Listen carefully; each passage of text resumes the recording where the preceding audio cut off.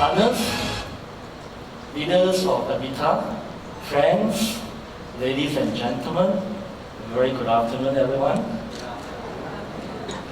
First of all, I'd like to thank Ms. Lee and the management of Habitat for inviting me to this very auspicious occasion, the launch of Celergen in the Philippines. So I'd like to thank you very much for inviting me.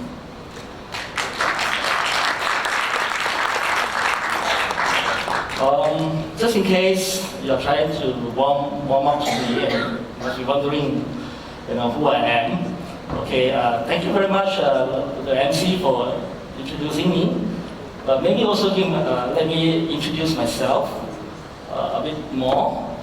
I'm basically a biomedical scientist focused on biomedicine.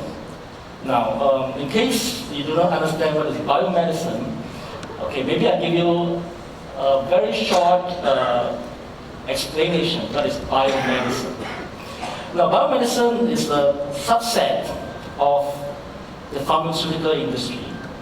Basically, all around the world, scientists have been finding cures, finding drugs for diseases, as what John rightly mentioned just now. So, to find a molecular target, or in some people, they mean to find a drug, it actually takes a lot of years of research, and you have to go through many rigorous rounds of clinical trials. Alright, so I think biomedicine is a very far-fetched view, but it actually interests me because all these years of research, I myself actually acquaint myself to understand a bit more on cells. Now, in order for us to understand life, we must understand cell. We must understand cells because cells actually is the basis of life. Without cells, there isn't life. Okay, later I'll explain to you what are the properties of life. Right? In biomedicine, basically we are studying, scientists are studying actually very tiny, small molecules.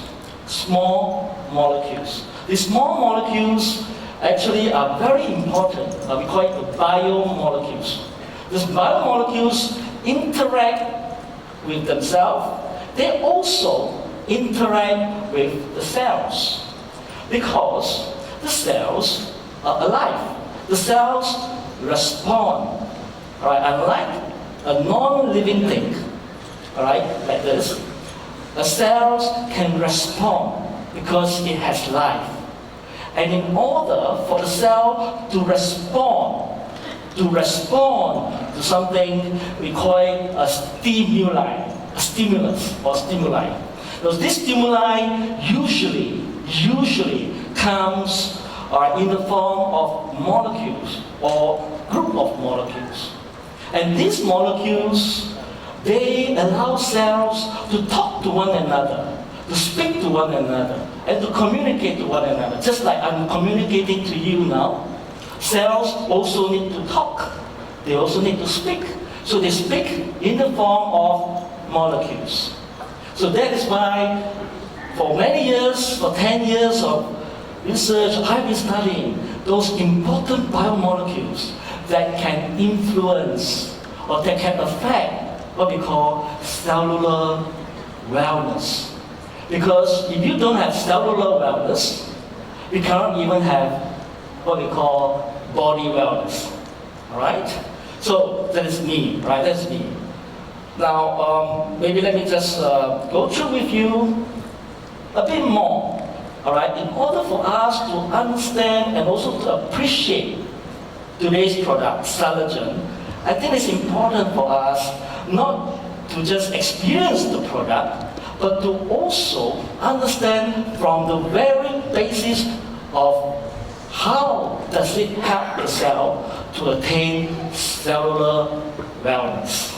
think that is important because today, all right, I'm actually sharing with you so that you will be equipped, whether you are interested in the product or not, or whether you are users of the product, or whether you're trying to recommend this product to your friend. But it is important for you to understand what is the basis of this product. What is the scientific basis? How does it work?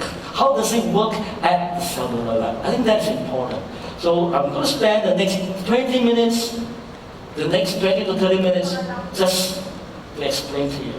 Alright? Now I need your full attention because it's a bit complex, but I'll make it very, very interesting for you. Now, I believe that all of us yearn for longevity, right? We all want to live long, right? Not just live long, but also live well, healthily. I think that is important. So, yeah, of course.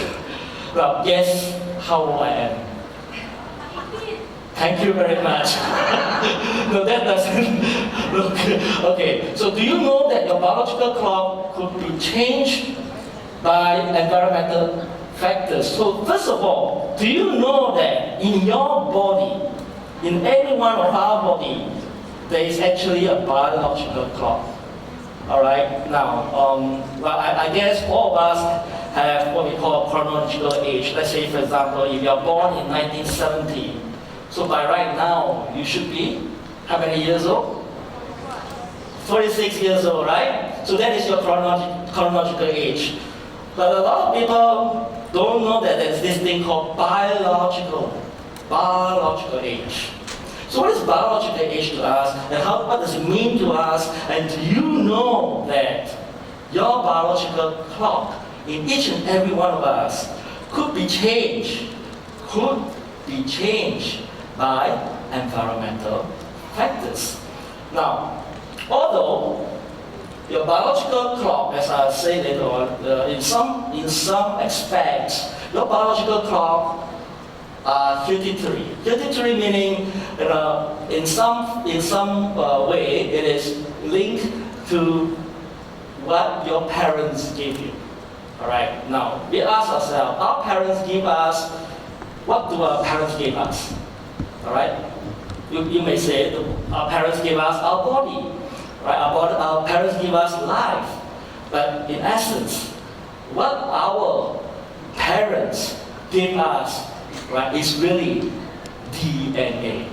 All right? The genetic composition of what makes you, the way you behave, the way you live, and even whether you are healthy, you're sick, you live long, you live short, you have diseases or not, it is all lies in some ways to the DNA that your parent gave you.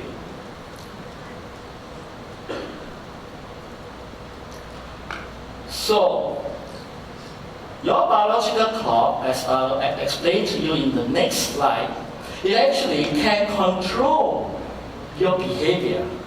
It can control your lifestyle.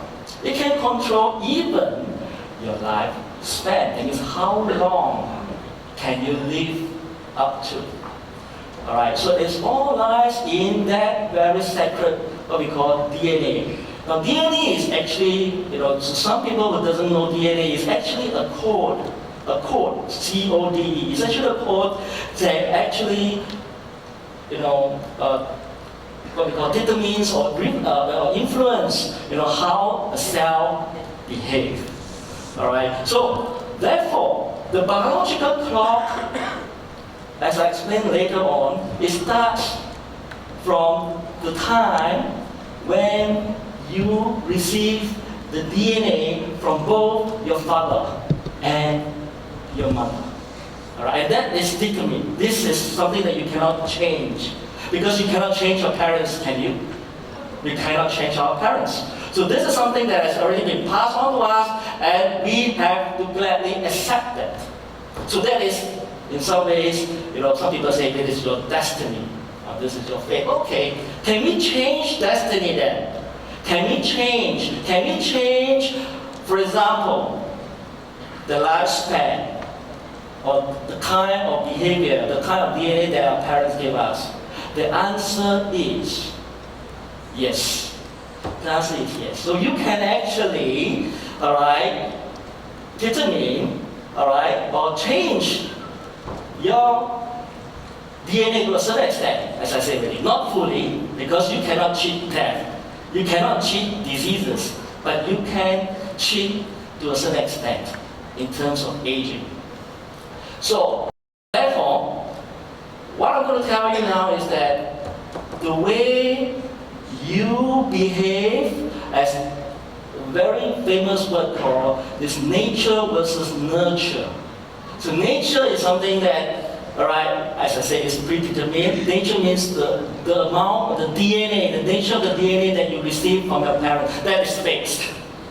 But nurture it means, how you're going to nurture yourself for the rest of your life. It really depends on how you want to change the DNA that your parents gave you.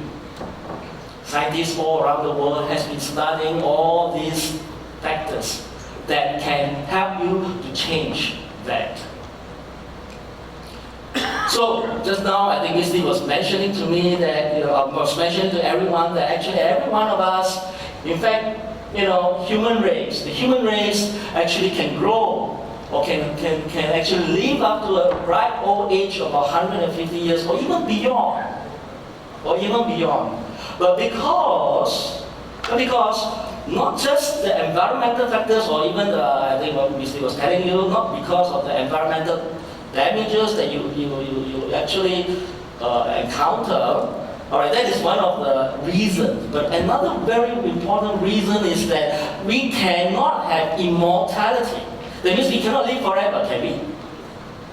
We can't. So even today, I'm just telling you, even today, if we are living in a world of no contamination, for example, where there is no environmental pollution, for example, perfect. Your environment is perfect. You live a perfect, healthy lifestyle. Can you still be immortal? That is the question I want to ask everyone. Can you become immortal? Even today you have the most perfect environmental condition. That means where there's no pollution. The answer is no. Why?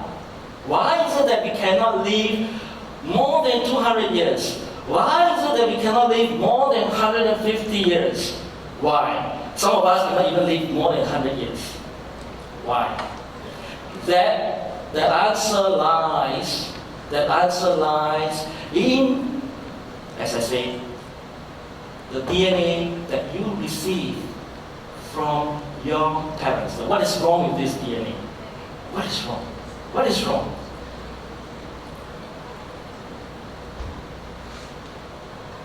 Before that, let me just, the answer is because, there is certain, what we call, factors that lies in the DNA. Because, I will explain a bit later, but the answer is, the DNA that you have when you are born, every time the cell divides.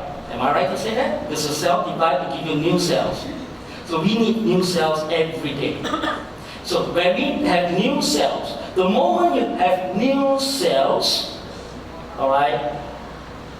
there is a shortening of your DNA. There's a shortening that means your DNA becomes slightly shorter. So every round of cell division or cell multiplication, your DNA becomes shorter and shorter and shorter.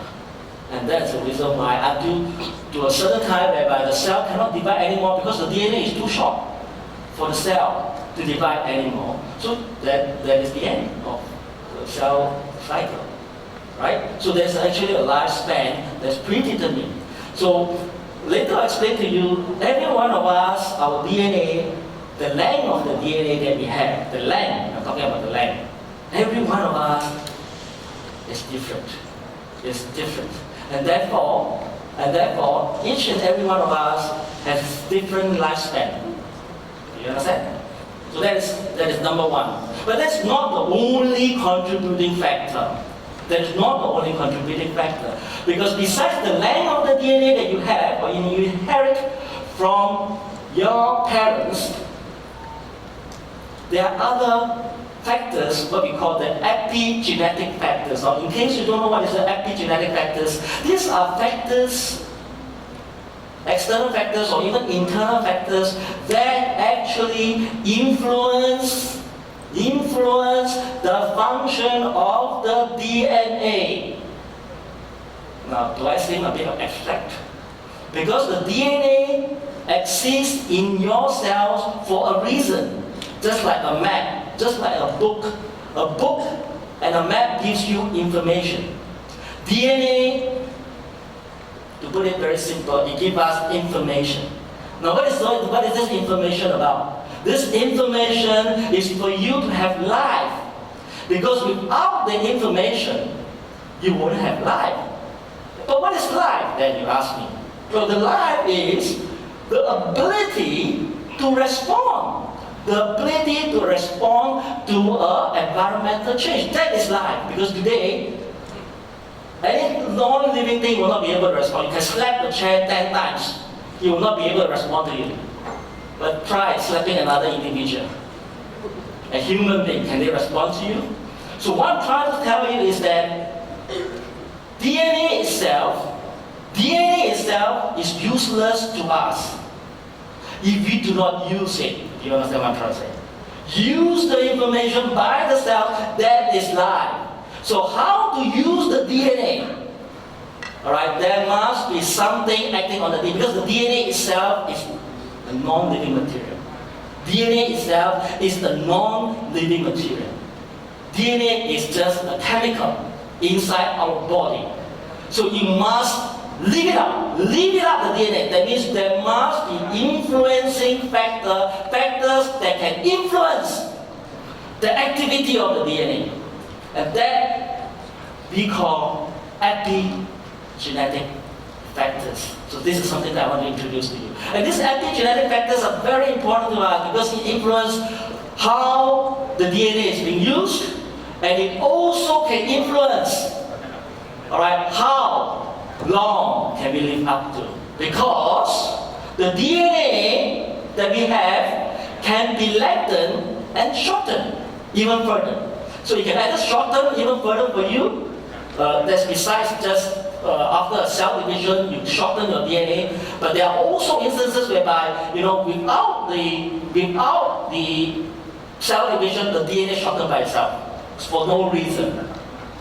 Alright? Or the DNA can lengthen by itself for other reasons. So what I'm trying to tell you is that your lifespan, how long you can live up to, you can be your own master. You can be your own master. Besides, I go into the epigenetic factors, which is so important, is the central of what I want to tell you today. I think it's very important for us to understand the biological clock, the overall biological clock of the entire body. If you just look at a 24-hour day, right? One day has 24 hours, right? So let's start from, for example, midnight, right? Here, right? Now, if you go with me, all right, at 2 a.m. at night, in the early morning, by right, every one of our body, every one of us, that is engineering, we should have our deepest sleep. That is what we call life. And at 4:30, but of course this is not universal, as I said, because different people have different what we call biological clock. But what I'm showing you now is for most of the people, not everyone. So at 4:30, you realize that your body temperature, most of us have the lowest body temperature. And then very important is that at 6:45, we have our highest blood pressure. And melatonin stops at 7:30. Now, I don't know how many of you are scientific people here, but melatonin is very important because it actually tells us, it is actually a hormone that allows our body to appreciate darkness. Because when darkness comes upon, the moment darkness comes upon, the body will gear towards what we call into sleep. So a lot of people have sleeping disorders, cannot sleep well. It's because there's a disorder in melatonin. So as you can see at 7:30 a.m., is it in the morning? When the sun has just rises and there's bright sunlight. And at that time, your melatonin actually stops. Why? Because at that time, you're not supposed to sleep, right? Are you supposed to sleep at 7:30? Well, unless you are a night worker. So, and of course, I don't know how many of you go to the toilet every morning to release, right? To ease yourself, bowel movements. Alright, it's most likely every one of us, most of us actually do our duties every morning to clear our body, to clear our toxins every morning, right? So that is the bowel movement is the most active, and something like that, And of course, I think the next interesting thing is that you must also know when is your greatest cardiovascular and muscle strength. Now, I'm not saying this applies to everyone, but this is based on statistical studies for most of the individuals who have that kind of pattern. The highest blood pressure, highest body temperature. Again, when night comes, 9 p.m., your melatonin secretion increases. Why? Because you have to sleep. So why am I showing you this diagram about your biological clock? Because I think it's so important for us to understand our body. A lot of times, diseases come upon. When we fell sick, it is not by chance. It is not by chance. It is by the fact that we do not take care of our body, or maybe in some instances we do not optimize. We do not optimize the use of our entire body, the use of our organs, as is shown right here. So if, let's say, for example, you do the wrong things at the wrong timing, something is going to happen to you. Physiologically, something is going to happen to you. Physiologically means something is going to happen to you inside your body, and that will result in your body, not responding in a normal pattern, but responding in an abnormal pattern. And when that happens, when there's an abnormal pattern that happens in your body, disease starts to set in. Or in some instances, we call it wellness. Your wellness will deteriorate. Wellness, in essence, is actually a term to mention that if you are normal, if you are healthy, and as well. But when you go against, or you go away, or you deviate from the normal line, you become sick. So basically, there is only a very thin line between what we call sickness and wellness. Alright, so it's a very thin line. So please don't cross over. Now, I'm also a very deep researcher of stem cell because I research on cancer. That is my specialty, leukemia. But in order to understand stem cell, or even to understand cancer cell, you have to understand what is a cell, right? What is a cell? Because if you don't even understand the cell, then you will not understand what is a stem cell, or even a cancer cell. Now, cell therapy, I hear hearing this word, cell therapy. Right? What is cell therapy? Right? Cell therapy is basically, giving something to the cell that it needs in order to correct itself. Right? That's cell therapy. But why should the cell correct itself from changes, for example? I just want to let you know, besides the length of DNA that I mentioned to you earlier, or that can determine your lifespan, there is another thing that is so important for you to understand, and that is the amount of stem cell. Listen carefully. Alright? The amount of stem cell that is present in your own body. Right, let's not talk about injectable stem cells. We just now are so popular in Switzerland. We inject stem cells in the body, and that is not even your stem cell. You are injecting some other organism's stem cell into your body. That is not even yours. What's important is that you understand what is your own stem cell first. Each and every one of us are born with a set of a definite amount of stem cells. Alright? Because every one of us begins with stem cell, what we call the embryonic stem cell. You know, when your father's sperm and your mother egg, right, it has to come together, right? It fuse and then becomes you.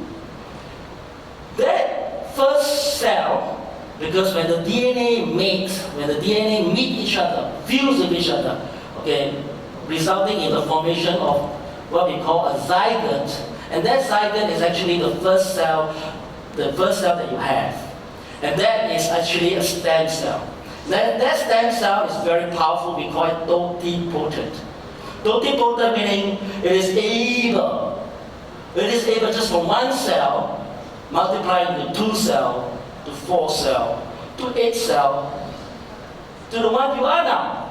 If you look at yourself, just now I think there was a presentation that says that we have altogether, on average, each of us will have 4 trillion cells. Right? Where does the cell come from? Where does the cell come from? The cells come from an initial set of what we call stem cells. Now, of course, each of every one of us has stem cells, as I said, but we have what we call our bone marrow. We have adipose tissue. Adipose means fats. Don't throw away your fats. Your fats have stem cell. Your bone marrow, every one of us has bone marrow, that is stem cell. Now, of course, if you are pregnant, there's this placenta stem cell, cord stem cells. Alright? And even, to your surprise, you know, for women, when you're menstruating, menstruation, that blood that you shed contains stem cells. So you are shedding good things, you know. But that's true. What I'm trying to tell you is that if we want to maintain young, if we want to be stay well without diseases, it is important for us to have new cells that replace those old cells and also disease cells. The replacement of cells is definitely a must. It must happen. Otherwise, alright, you cannot regain health. Or otherwise, you cannot delay aging. Or otherwise, you cannot even reverse aging. Now, a lot of people will say, are you sure?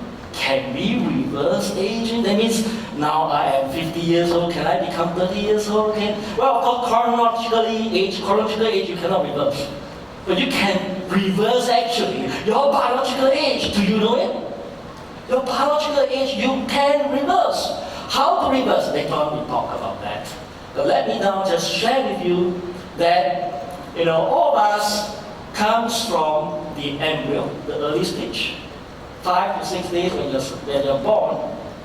Not born as in, not born out of your mother's womb. Born as in, you're born when your father's sperm fused with your mother egg. That is what we call biological birth.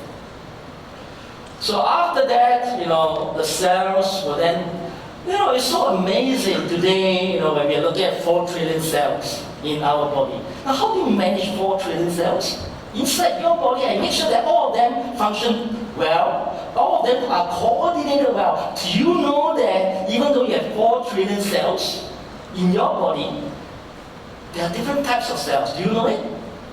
Because there are different types of organs, right?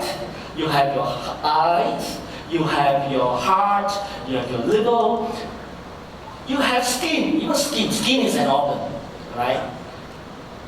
Now, different types of cell function differently. And why do they function differently? And how do they come about?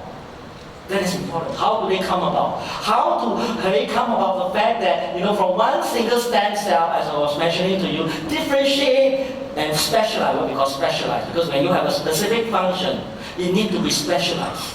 Like for example, your heart is a specialized organ.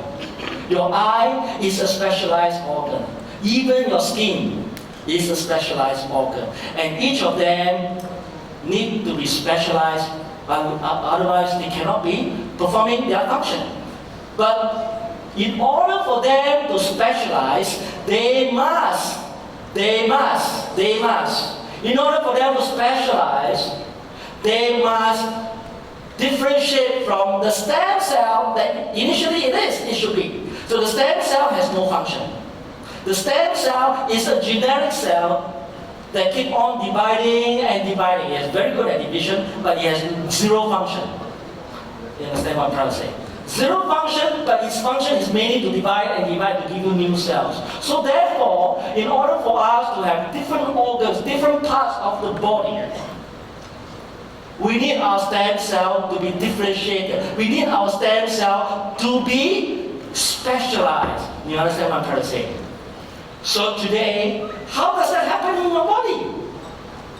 How does your eye come about? How does your heart come about? How does this happen?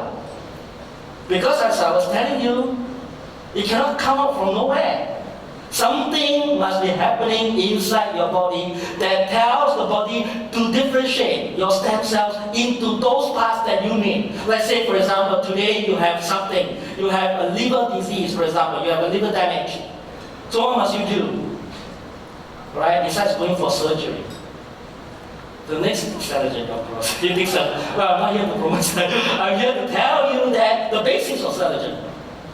What I'm trying to tell you now is that something inside Celergen, okay, and something inside Celergen must instruct the cell to say, look, your liver is damaging.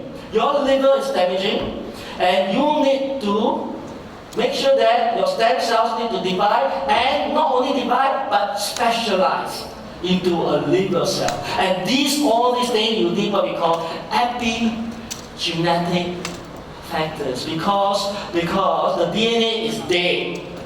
Something must happen inside your body. Something must happen inside your body. Something inside the cell must give the cell instructions to look, you do something. So what does that?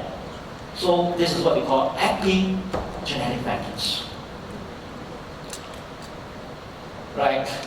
Before I go into epigenetic factors, how does it operate? And it is important for us to know that when we are young, okay, this is the images of a cell. Alright, just in case you don't know what's a cell. The cell actually contains what we call DNA. Or this is what we call chromosomes. Every one of us has chromosomes. The DNA or the genes are present in our chromosomes. Now when we are young, when our bodies are young or when the cells are young, they are usually free from what we call mutations. Now what are mutations? Mutations are actually changes in the DNA. Then you ask me, how does DNA change? How can DNA change? Now basically DNA, if you understand, as I was mentioning to you just now, DNA is actually a code. COD is a code. What is a code? Well, it's basically like a password. You know password? All of us have a password for our ATM machine, right? So a password is like a code. There is what we call, it's made of alphabets. Alright, A, C, G, T, something like that. And different arrangement of the alphabet. It's just like, how you spell a word. In English, there's 26 alphabets. How you spell a word, and each word is spelled by different alphabets. Am I right to say that? Every word has a different meaning because of the way the alphabets are arranged. So the same thing, in the same context, DNA is arranged, or DNA is basically an arrangement or a sequence of alphabets, or what we call nucleic acids. So this sequence, what we call a sequence. Now this sequence, alright, is very specific. Is very specific. Do not change your password. Now try changing your password and you try to go go into your ATM machine. There will be no access. So don't change the sequence unless needed. Alright, otherwise the DNA will lose its function. Once the sequence is being changed, the function will change. Understand? And that change is what we call a DNA mutation. So this DNA mutation is not a welcome factor in most instances for us, because as I was telling you, when you are healthy, when you're normal, you follow by the normal way of, DNA sequence. You do not want to change your DNA sequence. But when we grow older, as we age, when we grow older, alright, DNA mutation sets in. How does it happen? It happens because we are constantly engaged, or we constantly interact with the environment. Am I right? Because today we eat foods, we drink water, and we even breathe air, right? So the polluting air that we breathe in, the water nowadays, a lot of water, good water that we drink, and even the sunlight, ultraviolet lights, all these can trigger DNA mutations happening in the body. And the older we grow, that means the longer you live, the older we grow, the longer you live, the longer the cells, or the longer your DNA will be subjected to all these environmental factors. Longer, because you live longer. So the longer you have, the more DNA mutations you have, and that is no good. Because when there is a mutation, as I was mentioning to you just now, there will be a loss of DNA function. That's one thing. Loss of DNA function. That means you cannot perform your normal duties. Alright? And then, not only that, it actually has a mutation, but sometimes in some factors, there is this thing called aberrant chromatin marks. Now, when I say aberrant means abnormal, not the normal way. Now, I just want to give you an example of what is a chromatin. Chromatin is actually a soft, condensed form of chromosome. Everybody understand what is a chromosome? Every one of us have chromosomes. But do you know that the DNA that we have is so long? Alright, it is probably a 2 meter, it's taller than a normal individual, 2 meter long, the DNA that we have inside a single cell. And you know how small is a cell?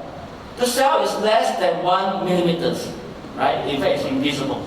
So it's so small, and your DNA needs to be packed into that very small entity of yours into the cell. So what I'm trying to say is that the DNA that's present inside our cells are highly folded, highly packaged, and they are usually packed in very condensed form, packed into a very rigid structure that is necessary. But then, alright, this is good, but the thing is that when the time when we need the DNA, for example, because you need the DNA for certain function, you need to unpack, right? So today, you put your trousers into, for example, a drawer. You want to pack the drawer. But when you need it, you need to unpack.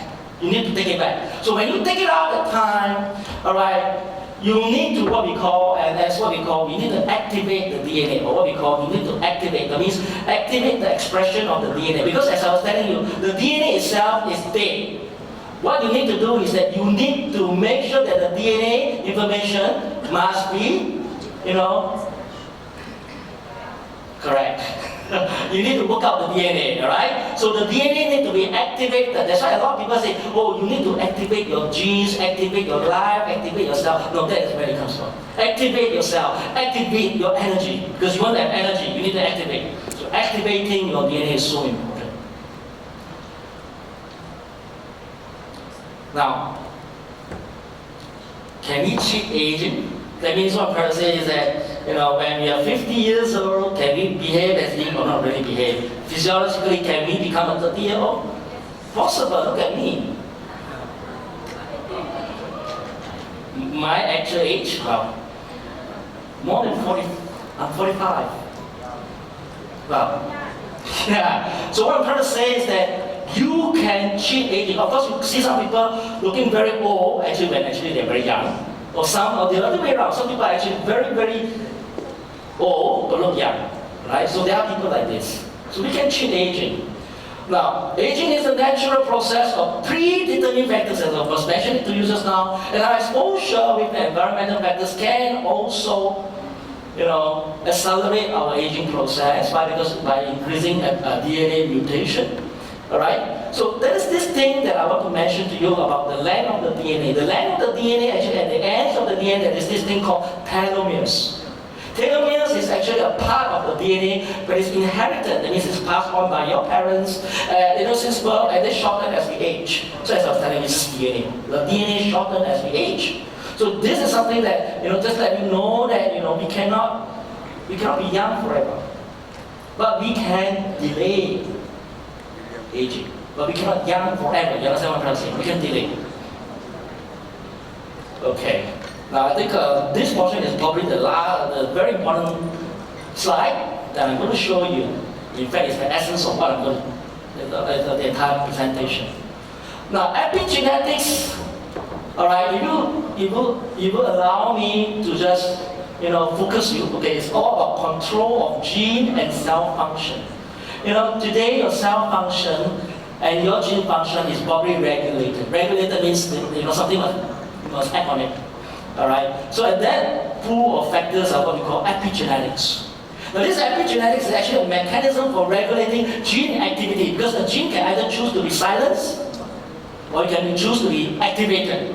You mean activated or silenced. So you can regulate that, alright, independent of the DNA sequence because this is outside of the DNA. This is not something that your parents passed to you. This is something that is, that you eat from outside.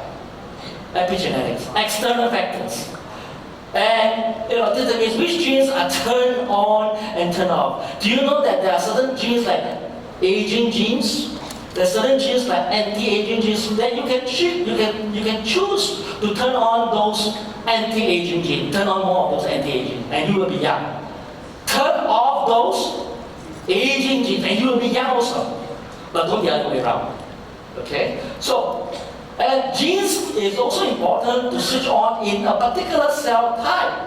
So I always like to use the example. Alright, imagine today you compare a stomach cell, a stomach cell and a skin cell. A stomach cell and a skin cell are two different cell types. The stomach cell keep on providing you with the acid, right? HCl, gastric juice, brew. And that acid, that gastric gene is turned on. Alright, imagine today your skin cell. Your skin cell, does it have the gastric gene? No, it should have. It has because why? All the cells in the body have the same DNA. Okay? Now, get me right. Your skin cell has the gastric gene. It is just that it is turned on or off. Very good. It is turned off. Otherwise, what will happen to your skin cell? Brew, happening. Do you want that to happen? No, what I'm trying to tell you is that the genes have to be silenced when they're supposed to be silenced. When they're supposed to be on, please on it. So that's what I'm trying to say. So in a particular cell type, it's so important epigenetics. Otherwise, something is going to happen to your body. Something abnormal is going to happen to your body. Now, of course, in different disease states. Today, why do we have diabetes? Why do we have heart problems? Why do we have skin problems? All these are diseased.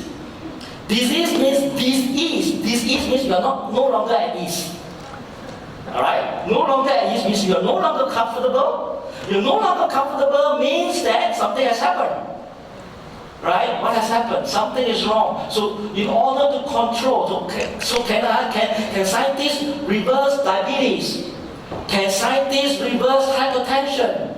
Can scientists lower your cholesterol? Can scientists cure your skin diseases? The answer is yes. The answer is yes.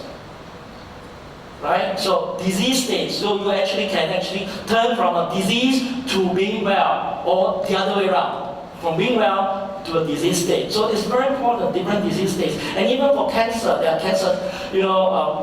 Cancer we all know there's a phase 1, phase 2, right? clinical, the cancer, you have stage 1, stage 2, stage 3. And these are disease states, right? Determined by the epigenetic factors happening in the cancer. In response to a physiological stimulus, as I said already, right? Let's say, for example, today, if you are so stressed, or today you have been drinking coffee, it can actually help you to, make sure that you can actually be more energized. Why? Because you can actually respond to a physiological stimulus. The caffeine in your coffee will be your stimulus.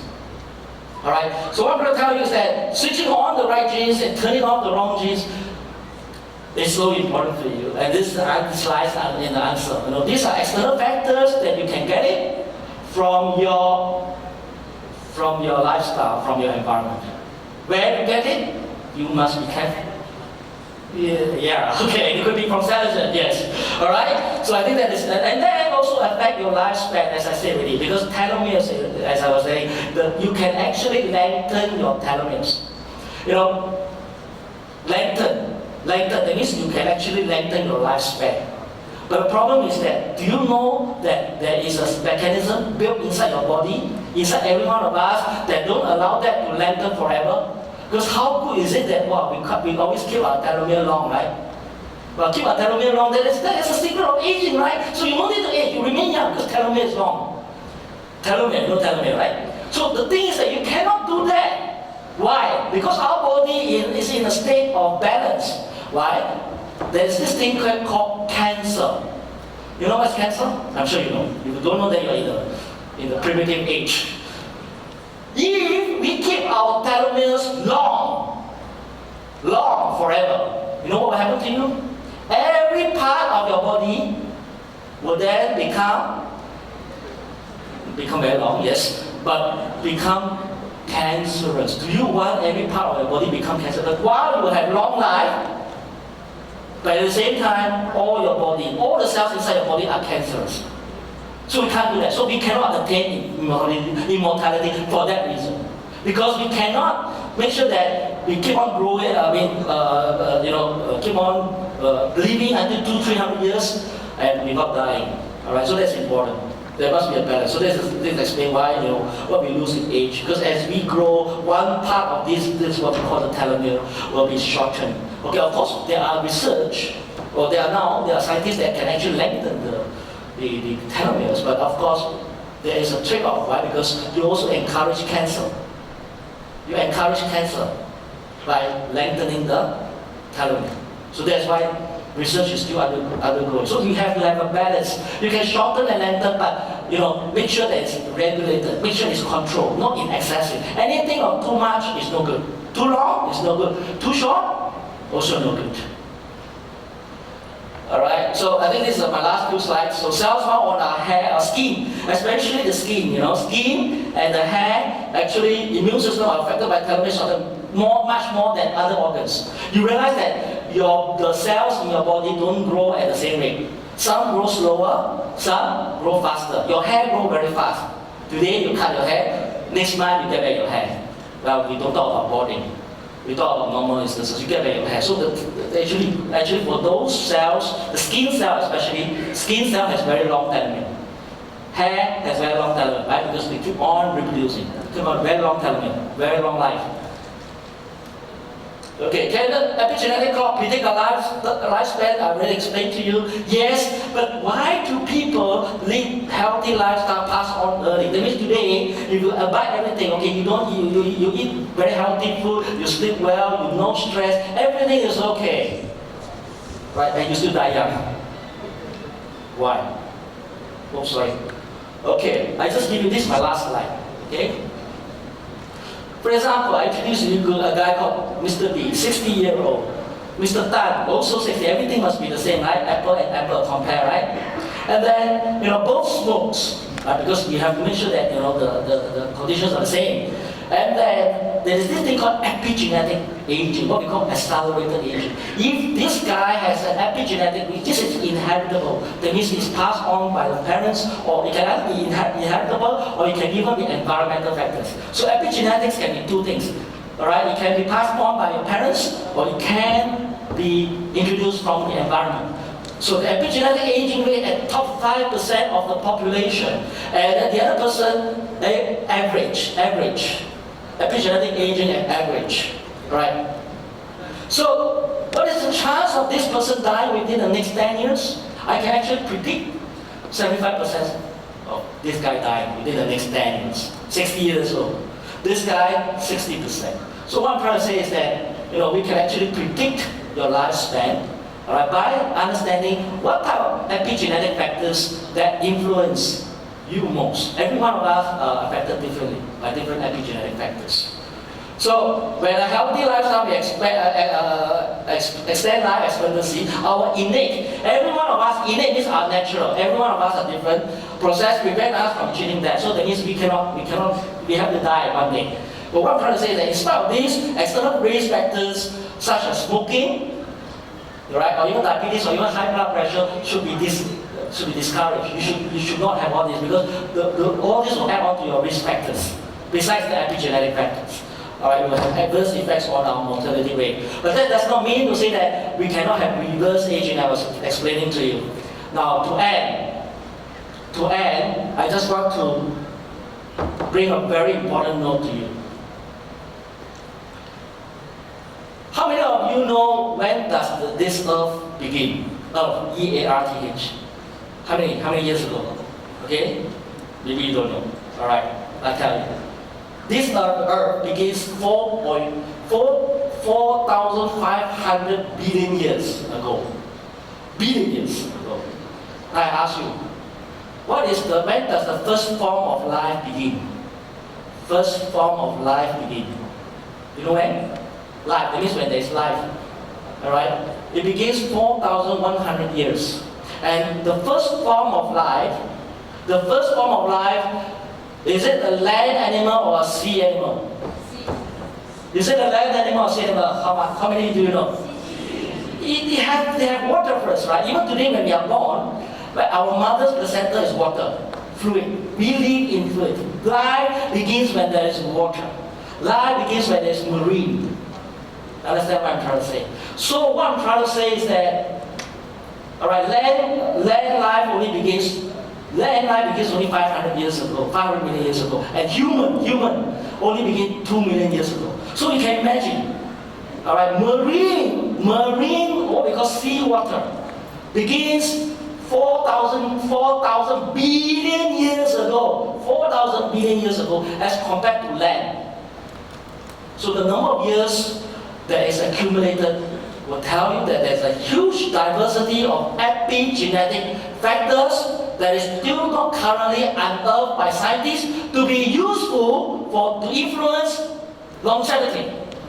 Alright? So by saying that, I hope, alright, all of us, alright, as what John was telling you, instead of, as we aspire to be the 10 millionaires, we also aspire to be a centurion. That means we can live beyond 100 years. How about that? Thank you very much.